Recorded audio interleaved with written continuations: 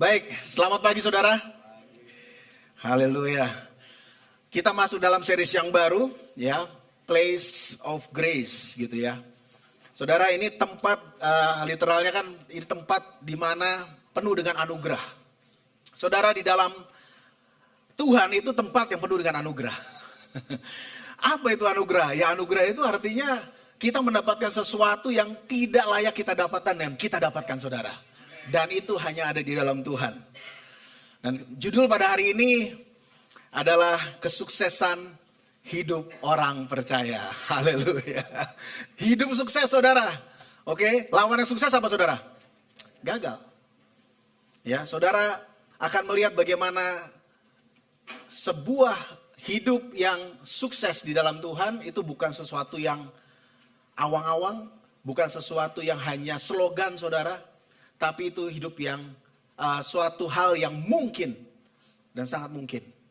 Ya, di luar sana kalau kita bicara apa arti sukses buat orang gitu kan, ada yang bicara masalah pencapaian ini dan itu, sudah melakukan ini dan itu gitu ya. Banyak hal ya definisi daripada kesuksesan hidup. Hari ini saya kasih tagline-nya di situ, hidup dalam kasih setia dan anugerahnya. Itulah kesuksesan hidup orang percaya, saudara. Kalau saudara lihat di situ, ternyata hidup sukses di dalam kepercayaan kita kepada Tuhan Yesus itu bukan sebuah posisi atau pencapaian, tetapi sebuah perjalanan rohani bersama dengan Tuhan, saudara. Ya, di mana dalam prosesnya, perjalanan rohani maksud saya proses. Ya, di mana dalam prosesnya kita menemukan rasa aman yang penuh damai sejahtera di dalam Tuhan. Itu adalah hidup yang sukses di dalam Dia. Hidup sukses sebagai orang percaya. Firman Tuhan diambil pada hari ini dari Lukas 22 ayat 31 sampai 34. Ayatnya menarik, saudara. Ya, ini berisi bagaimana Simon Petrus gagal. Ya, kita bicara sukses tapi kita belajar dari orang gagal nih, saudara. Dan saudara akan lihat bagaimana Tuhan itu luar biasa. Tuhan bukan Tuhan kalau Dia tidak bisa merubah kegagalan menjadi sesuatu yang baik, saudara. Itulah Tuhan kita. Ya, orang berusaha melakukan supaya tidak gagal. Tetapi saudara akan lihat bagaimana gagal di hadapan Tuhan itu bisa diselesaikan. Itu bukan akhir, tapi itu sebuah perjalanan rohani bersama dengan Dia. Sekali lagi, kesuksesan hidup orang percaya adalah hidup dalam kasih setia dan anugerahnya. Lukas 22 ayat 31 sampai 34, saya baca, saudara. Simon, ya, lihat iblis telah menuntut untuk menampi kamu seperti gandum. Tetapi aku telah berdoa untuk engkau supaya imanmu jangan gugur. Dan engkau, jikalau engkau sudah insaf, kuatkanlah saudara-saudaramu. Wah, udah sampai di sini, saudara. Jawab Petrus kepadanya, Tuhan, aku bersedia masuk penjara dan mati bersama-sama dengan engkau. Tetapi Yesus berkata, aku berkata kepadamu Petrus, hari ini ayam tidak akan berkokok sebelum engkau 3 kali menyangkal bahwa engkau mengenal aku. Mari kita sekali lagi berdoa, saudara. Tuhan, pimpin kami, biarlah kebenaran-Mu dinyatakan pada hari ini. Mari Roh Kudus, Engkau yang memenuhi kami dengan hikmat daripada Engkau. Biarlah setiap hati terbuka oleh kebenaran-Mu, Tuhan. Di dalam nama Yesus. Amin. Saudara, ada 3 hal dari perikop ini. Yang pertama adalah adanya penampian di dalam kehidupan kita. Penampian, ya, itu adalah sebuah hal yang nyata. Bukan sebuah hal yang ada atau tidak. Ternyata penampian itu nyata, saudara. Ya, dikatakan bahwa Simon, lihat iblis telah menuntut untuk menampi kamu seperti gandum. Karena nama Simon disebut 2 kali, maksudnya adalah ini penting, oke? Jangan sampai miss, gitu. Marta, gitu kan. Dia panggil supaya dapat perhatian, dengarkan baik-baik. Bukan hanya itu penting, tapi Tuhan itu menaruh betul-betul kasih kepada orang yang diajak ngomong. Petrus, dalam arti Simon. sesuatu yang penting dan jangan sampai miss gitu ya. Nah kemudian kita akan lihat di sini penampian saudara adalah sebuah proses yang nggak main-main. Ini proses yang keras. Yang dalam budaya Yahudi gandum itu ditampi dengan mengguncangkannya untuk memisahkan biji dari sekam sehingga dihasilkan gandum yang murni. Ini penggambaran sebuah proses ujian iman di dalam setiap kita. Saya katakan setiap kita. Kok bisa? Padahal ini obrolannya antara Yesus dan Simon pada waktu itu. Khusus loh saudara. Simon. Tapi saudara lihat, kalau kita pelajari, ya iblis sudah ingin menampi kamu. Kata kamu di situ ternyata jamak saudara. Jadi bukan hanya untuk Simon saja, tapi untuk murid-murid yang lain. Artinya untuk saudara juga dan juga untuk saya. Oke, jadi betul-betul kehidupan kita ini di dalam Tuhan, kita akan mengalami penampian ini saudara. Sebagai proses ujian iman. Semua orang percaya akan mengalami ujian iman. Nah, karena iblis disebut di sini, saudara, ya, ini sengaja jelas di situ. Siapa yang melakukan penampian ini? Karena ternyata yang melakukan ini adalah musuh, yaitu lawan kita semua, yaitu iblis.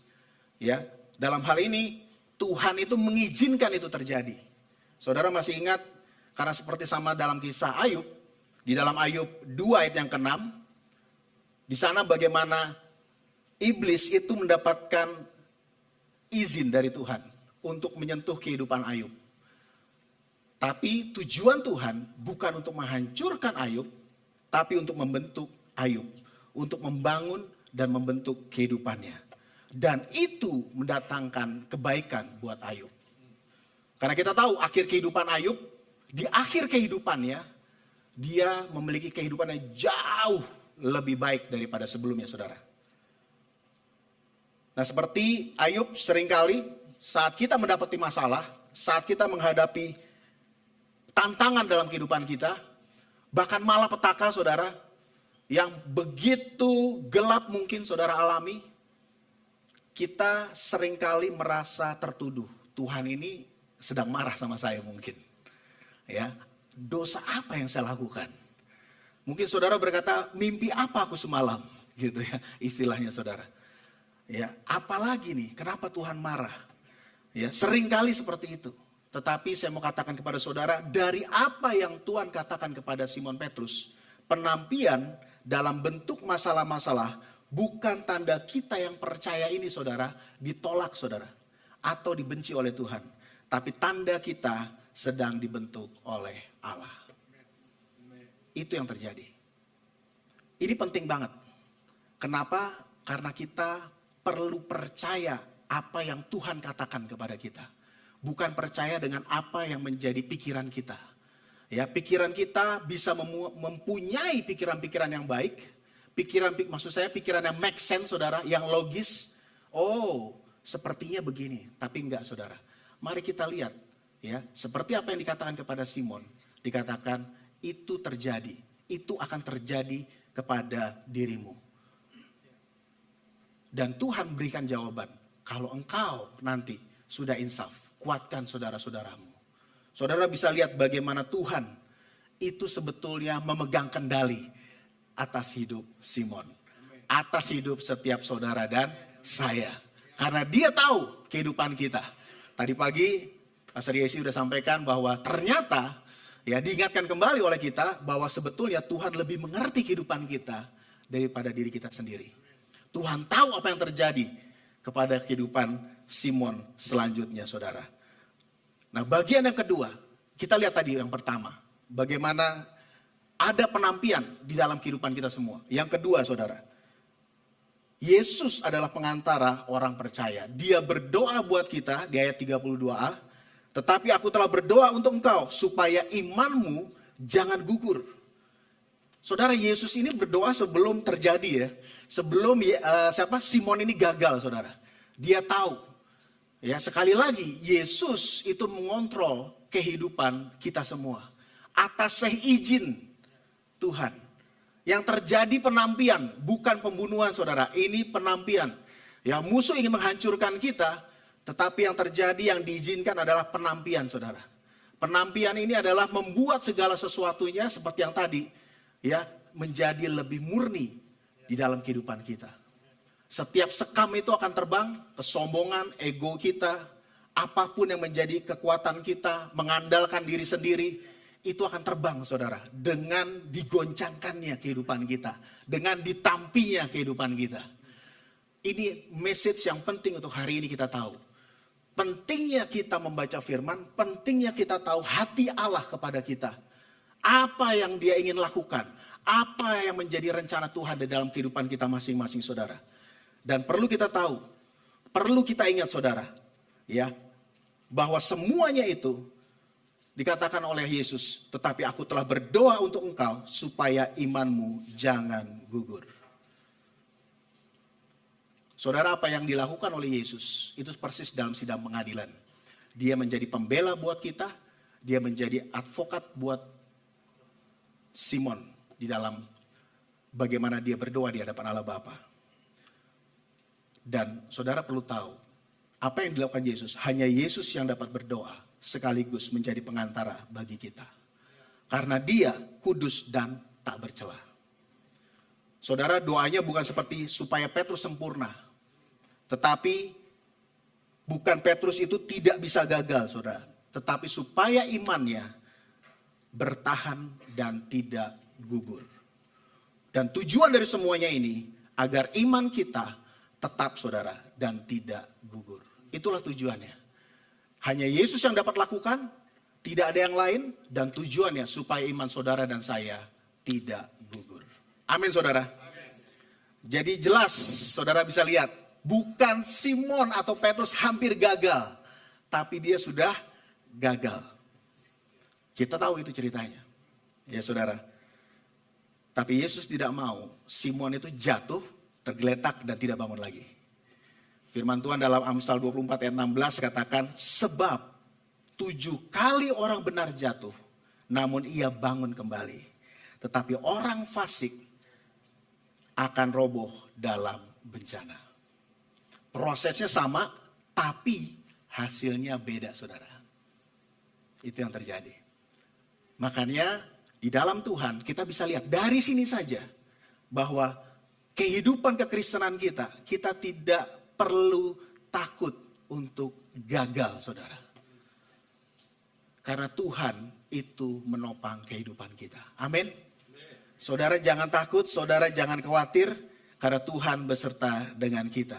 Dan iman yang sejati bukan berarti tidak pernah jatuh, tetapi selalu kembali. Saudara bisa baca sama-sama, 1, 2, 3. Iman yang sejati bukan berarti tidak pernah jatuh, tetapi selalu kembali dan bangkit oleh kasih karunia Allah. Amin. Dan istilah gugur yang dipakai oleh Lukas di sini, saudara, itu seperti gerhana matahari yang gelap, yang tidak berfungsi, yang tidak bersinar. Tuhan tidak mau itu terjadi dalam kehidupan Simon. Tuhan tidak mau terjadi gerhana matahari di dalam kehidupan kita. Matahari itu perlu bersinar di dalam kehidupan kita. Dia tidak mau kita kehilangan iman kita. Dia mau iman kita bertahan dan tidak gugur. Dan sampai saat ini, Yesus tetap bersyafaat. Yesus tetap menjadi pengantara di dalam kehidupan kita. Dia tetap berdoa untuk kita, saudara. Dan juga untuk saudara-saudara kita yang lain. Dia terus berdiri bersama-sama. Dia berdoa untuk kita di hadapan Allah Bapa. Karena itu ia sanggup, di dalam Ibrani 7 ayat 25. Firman Tuhan katakan, ia sanggup juga menyelamatkan dengan sempurna semua orang yang melalui dia datang kepada Allah. Sebab ia hidup senantiasa untuk menjadi pengantara mereka. Dalam kelemahan dan kegagalan kita, Yesus tidak tinggal diam. Ia sedang berdoa bagi saudara dan saya. Amin, saudara. Itu yang dilakukan oleh Tuhan Yesus. Bagian selanjutnya, saudara, itu 1, yang 2, dan kemudian bagian yang ketiga. Ada pemulihan setelah kegagalan. Ayat 32b. Firman Tuhan katakan, dan engkau, jika engkau sudah insaf, kuatkanlah saudara-saudaramu. Yesus tahu Petrus akan kembali, saudara. Petrus akan bangkit kembali. Makanya dikatakan bukan kata kalau, tapi jika. Bukan if, tapi when. Ya, bukan kalau-kalau nanti kamu bangkit, bukan. Bukan kalau-kalau kamu insaf, bukan, saudara. Tapi kalau kamu nanti, ya, jika kamu nanti, ya, insaf, kuatkanlah saudara-saudaramu. Sekali lagi, Tuhan tahu kehidupan saudara dan saya. Dia tahu apa yang saudara hadapi, dia tahu akhir hidup saudara. Amin, saudara. Amin. Di dalam Tuhan, pemulihan adalah sebuah kepastian, saudara. Amin. Kegagalan dan kejatuhan di dalam kehidupan orang percaya bukanlah akhir, melainkan sebuah proses yang perlu dijalani agar apa, saudara? Agar Kristus semakin tampak di dalam kehidupan kita. Bukan kita yang semakin tampak, tetapi Kristus yang semakin tampak. Pemazmur berkata tentang proses pembentukan. Dalam Mazmur 19 ayat 67 dikatakan, sebelum aku tertindas, aku menyimpang. Tetapi sekarang, aku berpegang pada janjimu. Artinya apa? Tidak bergantung kepada kekuatan diri sendiri lagi, saudara. Ayat itu 67, ayat 71. Bahwa aku tertindas itu baik bagiku. Supaya aku belajar ketetapanmu. Tidak mengandalkan kemampuan dan pikiran sendiri lagi. Bukan berarti kita tidak berpikir, saudara. Tapi pemazmur katakan, saya tidak mengandalkan hanya pikiran saya. Saya fokus kepada apa yang Tuhan katakan. Itu yang pemazmur katakan. Dan ingat, sebelum sampai ke situ, bahwa tertindas itu baik bagiku. Haleluya.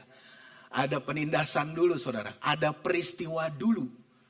Ya, itu sebuah hal yang itu yang akan kita lalui. Itu yang kita lewati di dalam kehidupan ini. Bukannya diselamatkan, ya, dari ujian, bukannya dicabut dari suasana atau peristiwa atau malapetaka, tetapi bagaimana Tuhan menyertai kita di dalam setiap momen kehidupan kita. Amin, saudara. Nyanyian tadi itu sangat terus teringat. He is the fourth man. Dia orang keempat di dalam api. Dan itu selalu terjadi setiap hari dalam kehidupan saya. Itu always dia menjadi orang keempat di dalam perapian itu. Itulah Tuhan kita. Dia tidak, karena begini, saudara. Kadang-kadang doa orang itu kadang-kadang gini. Tuhan jangan sampai, bahkan Tuhan Yesus. Tuhan kalau bisa, cawan ini berlalu daripadaku. Tapi biarlah kehendak-Mu yang jadi. Banyak kita berdoa supaya tidak terjadi sesuatu. Enggak apa-apa, saudara. Kita minta kepada Tuhan. Tapi kalau itu terjadi, saudara jangan katakan bahwa itu gagal, saudara. No. Amin, saudara. Ada Tuhan di sana. Ada Tuhan memenuhi seluruh alam semesta. Waktu saudara di gunung, di situ ada Tuhan. Waktu saudara di lembah, di situ ada Tuhan. Amin, saudara. Dimanapun Tuhan ada. Tuhan tidak pernah meninggalkan kita. Nah, kembali ke Petrus, ya. Yesus katakan, jikalau engkau sudah insaf, kuatkanlah saudara-saudaramu. Nah, ini dia, saudara nih. Ini Petrus nih, saudara. Jawab Petrus. Dia masih jawab nih, ya. Tuhan, saudara bisa perhatikan. Kalau kita baca Alkitab itu jangan buru-buru ya, saudara, ya. Perhatikan, Tuhan, dia bukan katakan guru loh. Dia bukan katakan Bapak atau Sir, bukan. Dia katakan kurios. Dia katakan penguasa. Karena kata kurios itu adalah penguasa alam semesta, saudara. Bayangin, penguasa alam semesta udah ngomong begitu, dia masih ngomong, Tuhan, aku bersedia masuk penjara dan mati bersama-sama dengan Engkau. Haleluya. Ini Petrus betapa dia yakin dengan dirinya, overconfident dengan dirinya. Bagaimana dia bisa tidak melihat siapa yang ngomong di hadapan. Dia lupa, saudara, sampai. Ya, tapi dia katakan itu, kurios. Ya, kalau kita lihat bahasa aslinya, kurios. Penguasa dari semuanya. Saya akan menyertai kamu. Masuk penjara, mati bersama-sama dengan engkau. Wah, orang Jawa bilang atos tenan wong dia. Keras benar orang ini, saudara. Ya, itulah Petrus. Ya, untungnya, puji Tuhan, Yesus tidak marah, saudara. Dia malah katakan begini. Aku berkata kepadamu, Petrus. Hari ini ayam tidak akan berkokok sebelum engkau 3 kali menyangkal bahwa engkau mengenal aku. Dalam film Last Supper yang saya tonton, kalau saudara menonton film The Last Supper, ya saya nggak tahu masih ada di bioskop apa enggak. Tapi ada satu poin di awal film ini, saudara. Ya, kalau saudara nonton itu ada desiran ombak dan kemudian muncul narasi. Narasinya kira-kira bunyinya begini. Aku dulu seorang nelayan, aku melihat hidupku tidak seperti batu-batu di pinggir pantai yang tadinya kasar jadi halus. Karena terus-menerus terkena desiran ombak. Aku melihat hidupku seperti sebuah batu kasar yang menantang untuk dihaluskan. dia selalu bergumul sama Tuhan dan dia susah banget nih untuk ngancurin dia punya keinginan, saudara. Ini Petrus, itulah dia. Ya sampai, karena padahal kita tahu, saudara, sampai malam itu dia masih begitu. Bayangkan, kita tahu di dalam Lukas 5, Petrus itu bertobat lahir baru ngikut Yesus ketika perahunya dipakai Tuhan untuk dipinjam waktu Yesus ngajar. Kemudian setelah Yesus ngajar, Yesus katakan, yuk ke tengah kita cari ikan, kemudian lempar jalamu. Di dalam narasinya di situ, dalam firman Tuhan katakan bahwa sudah semalaman kami menjala ikan tapi gak dapat. Tapi karena dia taat, akhirnya dapat. Itu ceritanya, saudara. Di situ dia percaya, di situ dia sujud di hadapan Yesus. Dan kemudian engkau Tuhan, tinggalkan aku yang tidak berguna ini. Itu Petrus, saudara. Udah bertobat, tetapi tetap terjadi. Kita dengar pada malam terakhir, masih aja dia begitu, saudara. Saudara bisa lihat proses yang terjadi. Bahwa lahir baru itu baru awal, saudara. Tapi berjalan bersama Tuhan, itu suatu proses yang berbeda. Dan perlu kita tahu, Tuhan terus bersama-sama dengan saudara dan saya. Amin. Dia tidak menyerah dalam hidup saudara. Dia terus berdiri bersama kita. Dia terus coaching kita. Dia terus latih kita. Ayo maju terus, bangkit lagi. Jangan kamu berhenti. Ya, walaupun dia tahu Petrus waktu itu tidak saudara, tidak mengerti, tapi dia katakan rencana Allah akhir daripada hidupnya, bahwa Tuhan tahu Petrus akan berhasil. Petrus akan sukses dalam kehidupannya. Nah, harusnya sudah selesai kan gitu, tapi masih terus terjadi. Nah, setelah apa yang dikatakan oleh Yesus itu terjadi, ketika malam itu dia menyangkal, saudara. Petrus dikatakan dia menangis dengan sedihnya. Dicatat dia menangis dengan sedihnya, saudara. Karena ini bukan nggak sengaja ya, saudara ya. Karena dia 3 kali. Kalau sekali bisa nggak sengaja, 2 kali kilaf. Tapi kalau 3 kali, saudara, itu sadar ini orang nih. Ya, ini sadar, bahkan dikatakan dia mengutuk bahwa dia nggak kenal Yesus. Jadi tidak ada alasan. Ini betul-betul kegagalan segagal-gagalnya di dalam kehidupan Petrus. Nggak bisa dia excuse bahwa kamu nggak sengaja, kamu nggak sadar, ngantuk, malam itu nggak. 3 kali menunjukkan bahwa layak untuk dihukum, layak untuk didiskualifikasikan, ditolak oleh Tuhan. Tapi justru itu Tuhan menunjukkan bahwa Tuhan itu mengasihi Petrus. Dan setelah terjadi apa yang dikatakan oleh Yesus, Petrus bertobat, dia insaf, dia bangkit, saudara. Seperti yang ada dalam gambar ini, dia kemudian menjadi rasul yang berani. Di dalam Kisah Para Rasul 2, di hari Pentakosta saat Roh Kudus dicurahkan, dia khotbah di depan 3.000 orang. Di hadapan ribuan orang. Dan hari itu 3.000 orang diselamatkan, saudara. Dibaptis bahkan.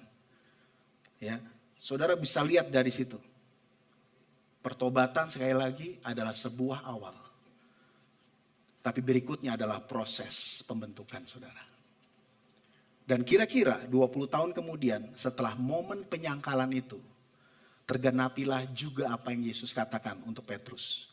Saat dia menulis surat kepada jemaat Kristen yang sedang bingung, yang sedang confused, karena mereka itu dianiaya karena iman mereka kepada Yesus.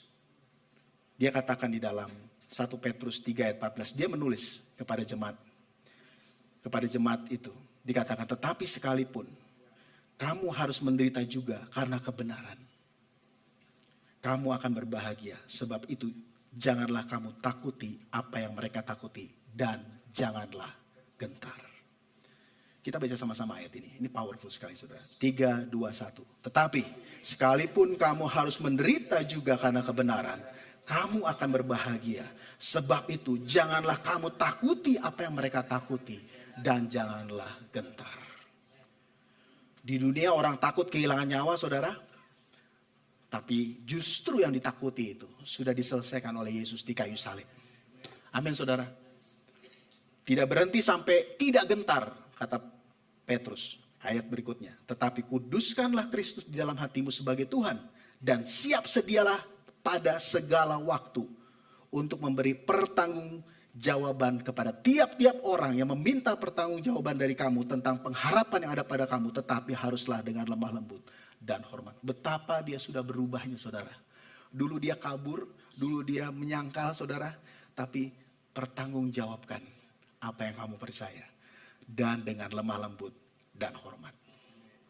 Berikutnya. Dan dengan hati nurani yang murni, supaya mereka yang memfitnah kamu karena perilakumu yang baik dalam Kristus. Bukan yang baik oleh karena dirimu.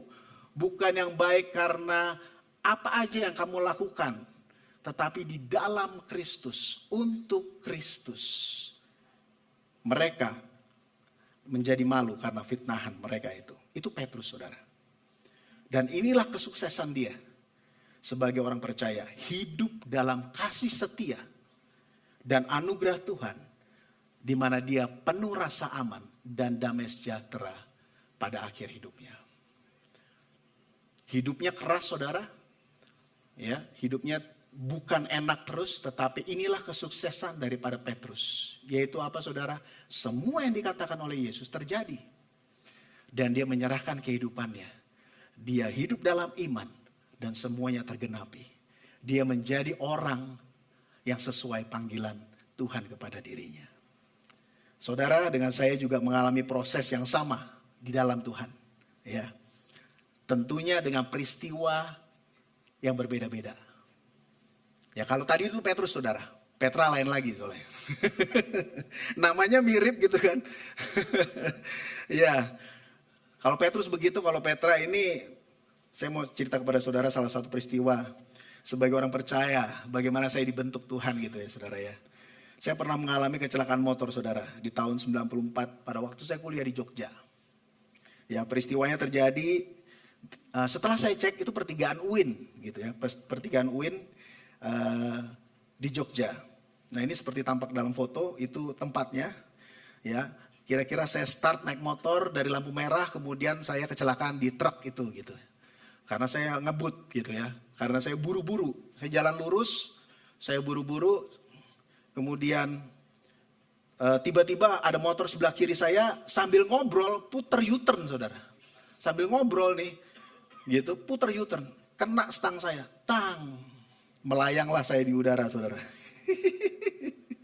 Waktu melayang di udara saya teriak Yesus. Wah keren banget saudara. Oh saudara jarang-jarang saudara mengalami soal Yesus. Teriak. Ya kan harapannya kan tidak terjadi apa. Mendarat dengan mulus gitu kan saudara. Ya kan ada sesuatu lah kira-kira ada ban kah yang membuat kita landing dengan enak gitu kan. Enggak saudara. Landingnya itu kaki saya kepunter ke kanan. And then itu sakit banget. Ya, sakit banget saudara. Lutut saya terjadi sesuatu. Ya, setelah diperiksa nggak ada yang patah, puji Tuhan. Tapi dokter bilang lebih baik patah tulang daripada begini, dia bilang begitu. Karena urat ligamen saya yang ada 2 itu 1 putus. Itu kayak pemain bola yang dipelintir kakinya gitu saudara. Ini lutut. Terjadi seperti itu. Yaitu terjadi saudara. Ya atas kejadian itu kan muncul pertanyaan dalam hidup saya. Ya kan, Tuhan kenapa saya bisa terjadi begini? Ya, ada dosa apa? Tuhan lagi marah ya sama saya gitu kan. Gitu, saya langsung melihat kesalahan-kesalahan saya. Wah kamu begini, kamu begini, kamu begini. Gitu.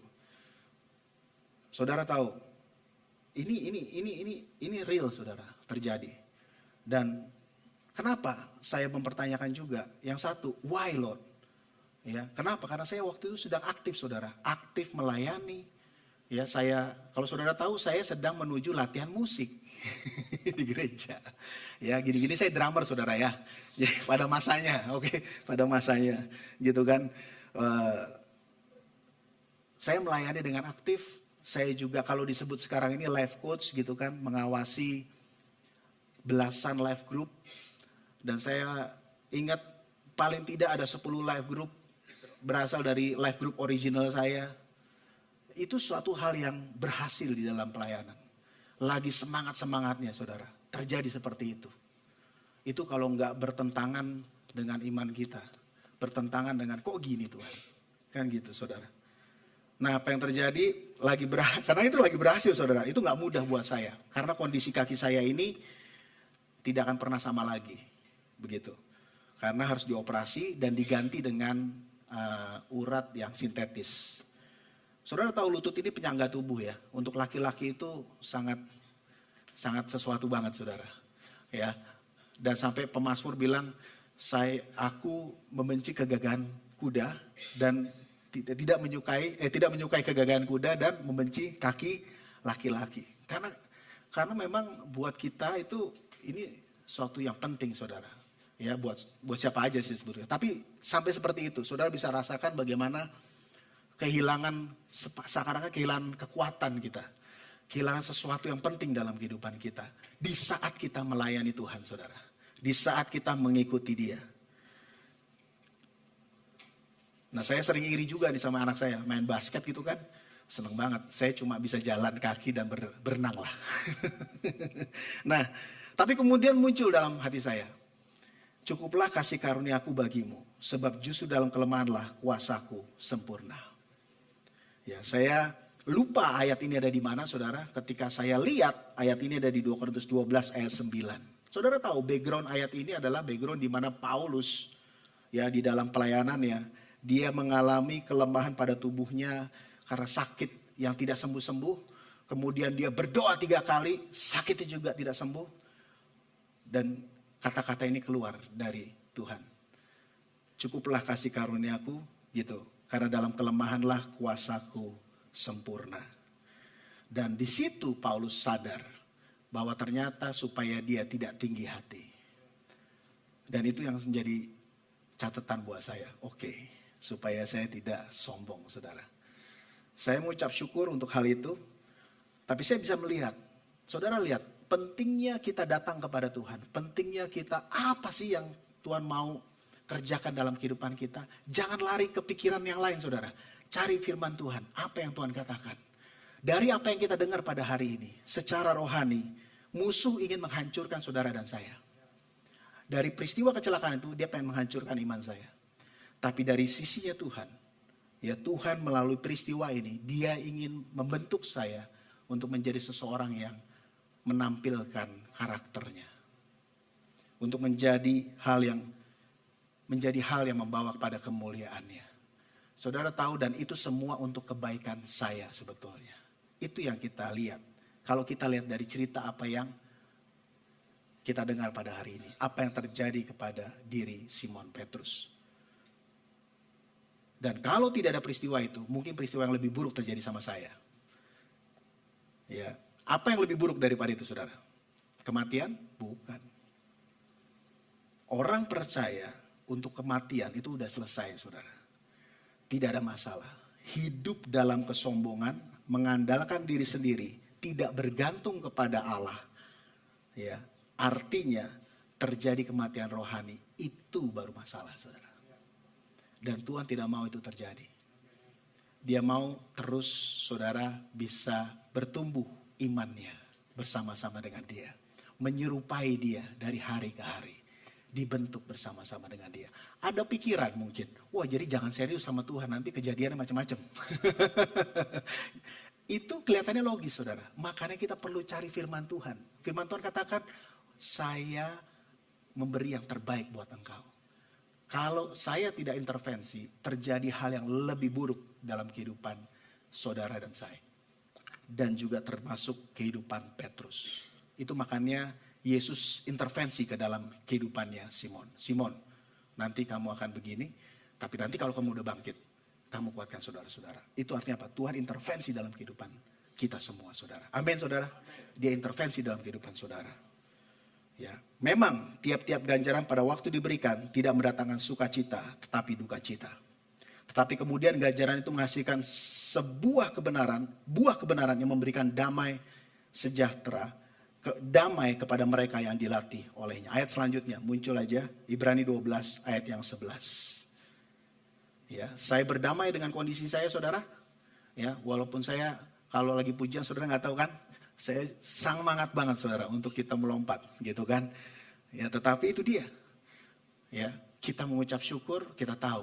Dan banyak kali, saudara, ya, kondisi lutut saya ini membuat saya jadi ingat bahwa saya terus mengandalkan Dia. Sering kali itu mengingat saya untuk saya terus mengandalkan Tuhan di dalam kehidupan saya. Terutama kalau lagi udah mulai menyimpang nih, saudara nih. Terutama kalau udah mulai sombong nih, saudara nih. Ya, ingat kondisi itu. Itu tanda di mana Tuhan itu mengasihi kita, Dia mengasihi saudara, Dia memperhatikan saudara dan saya. Amin. Saudara, peristiwanya saudara bisa macam-macam, tapi prosesnya sama. Tuhan ada untuk mengasihi kita dan memberi yang terbaik buat kita. Dan saudara tahu belakangan akhirnya, ini saya terusin lagi sedikit, supaya saudara tahu semua cerita ini. Ya, belakangan akhirnya almarhum ayah saya mengirim mobil, saudara. Ya kan, mobil Katana hitam dari Jakarta ke Jogja, supaya dibilang kamu supaya aman. Ini bapak saya baik banget gitu kan, supaya kamu aman. Jadinya saya punya mobil, saudara. Dari naik motor jadi punya mobil, kan gitu. Nah, dengan mobil itu pelayanan saya jadi efektif. Ya, begitu banyak orang yang dibaptis melalui mobil itu, menjadi transportasi. Puluhan orang, saudara. Ya, ada kalanya mobil itu suatu kali isinya 11 orang aser, saudara. Karena kalau di Jogja itu sore dikit udah gak ada angkutan umum ya, saudara ya. Tapi jadi bawa, karena kita kan menyewa tempat untuk kebaktian. Pulang itu 11 orang di dalam mobil ukuran Katana Suzuki itu, saudara. Ya, pintu sampai nggak bisa ditutup. Pokoknya itu mobil jadi berkat, gitu. Dan ini intermezzo aja nih, saudara ya. Ya, mobil ini juga melancarkan PDKT saya kepada istri saya, gitu. Karena saya tanya, saya tawarin saudara dulu di awal hubungan, ya kan. Saya tanya, modus ya kan. Mau diajarin nyetir nggak? Asik. Mau dianya. Lanjut sampai sekarang, saudara. Ya, nggak terasa tahun ini 25 tahun pernikahan kita. Wow, luar biasa. Ya, jadi saudara itulah Tuhan di dalam kehidupan kita. Bagaimana Tuhan menyertai saudara dan saya. Dan prosesnya sampai sekarang masih berlangsung, saudara. Kita semua masih dalam proses. Ya, Tuhan sedang memproses kehidupan kita dengan cerita yang berbeda. Dan saat kita mau ikut prosesnya Tuhan, itulah kesuksesan kita sebagai orang percaya, saudara. Amin, saudara. Ketika kita ikut di dalam proses itu, itulah kesuksesan hidup kita sebagai orang percaya. Ada sajak yang saya buat. Jika kamu sedang ditampi, ya, tetaplah pegang imanmu. Jika kamu jatuh, ingat, Yesus sudah berdoa untukmu. Jika kamu sudah dipulihkan, jadilah penguat bagi saudara-saudaramu. Mari kita bangkit berdiri. Terima kasih Tuhan. Kami bersyukur untuk hari ini. Tuhan, Engkau membuktikan dirimu bahwa Engkau nyata, Tuhan. Bahwa Engkau hadir di dalam setiap kehidupan kami. Kita akan lanjutkan dengan perjamuan untuk mengingatkan kita sekali lagi akan karya Kristus yang membuat kegagalan itu bukanlah akhir, tapi kegagalan adalah proses untuk kita menjadi seperti Dia. Karya Kristus di kayu salib merubah ketakutan kita menjadi sukacita. Merubah kekhawatiran kita menjadi penuh dengan harapan. bahkan ketika saudara dan saya dalam keadaan gagal. Terima kasih buat karyamu di kayu salib. Terima kasih buat apa yang kau lakukan buat kami. Mari kita angkat roti ini. Tuhan, terima kasih buat setiap yang kau lakukan. Karyamu di kayu salib yang menyelamatkan Tuhan. Karena oleh bilur-bilurmu kami sembuh. Karena oleh bilur-bilurmu kegagalan kami Tuhan berubah menjadi kesuksesan. Karena bilur-bilurmu kami dapat hidup penuh dengan damai sejahtera. Terima kasih Tuhan, kami mau mengingat akan karyamu. Mari kita makan saudara.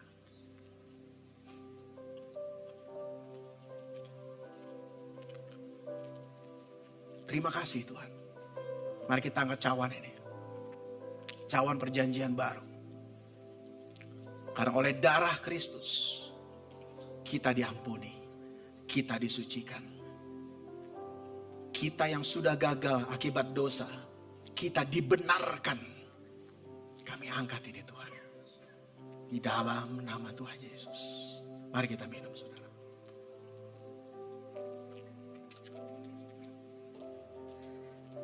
Tuhan Engkau baik. Biar kami memandang Kau Tuhan Yesus. Saudara, kita nyanyikan lagu ini sekali lagi. Untuk kita menjadi respon kita akan firman pada hari ini. Bahwa Engkau tidak pernah gagal Tuhan. You never fail Lord. Walaupun kami gagal Tuhan, Engkau angkat kami kembali.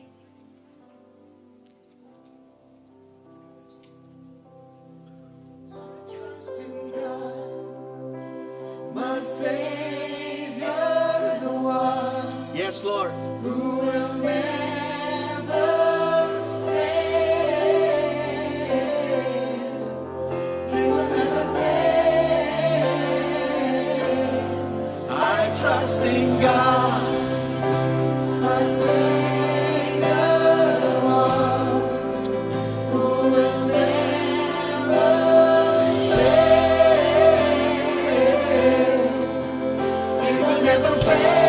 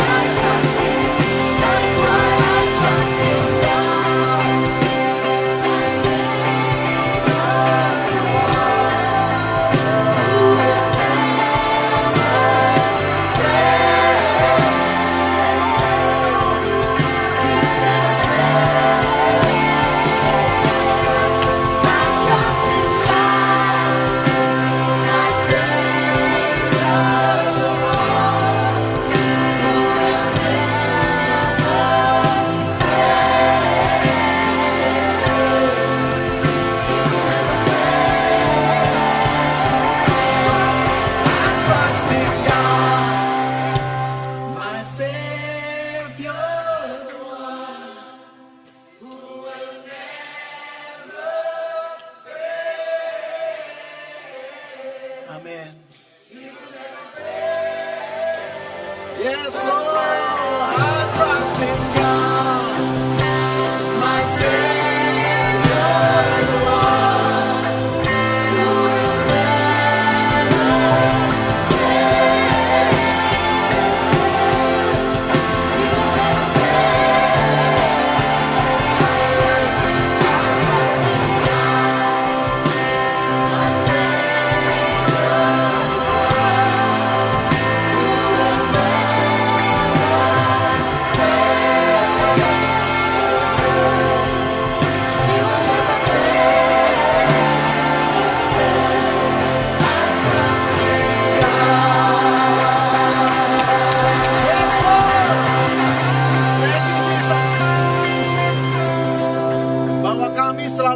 menemukan tempat yang aman di dalam Engkau Tuhan.